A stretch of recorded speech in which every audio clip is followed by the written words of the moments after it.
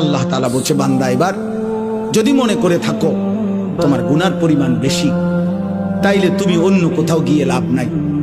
আমি আল্লাহ তোমাকে আশ্বস্ত করতে চাই, গুনাহ যদি তোমার আসমান পরিমাণ হয়, গুনাহ যদি তোমার সমুদ্রের ফেনা পরিমাণ হয়, গুনাহ যদি তোমার হিমালয় পর্বত ছুঁয়ে যায়, গুনাহ যদি তোমার এই জমিনের বালুকণা পরিমাণও হয়, তুমি অন্যদিকে যাইও না। তুমি যদি শুধু বুঝতে পারো, অনুভব করতে পারো, তোমার ভিতরে যদি উপলব্ধি আসে আমার গুনাহ বেশি, আর আমার এই গুনাহ আমার জাহান্নামে নিবে, আর জাহান্নামের আগুন আমি সহ্য করতে পারবো না, খোদার কসম আল্লাহ বলেন এদিক সেদিক না গিয়ে বান্দা তুমি আমার দিকে ফিরে আসো, আমার রহমত থেকে নিরাশ হইও না।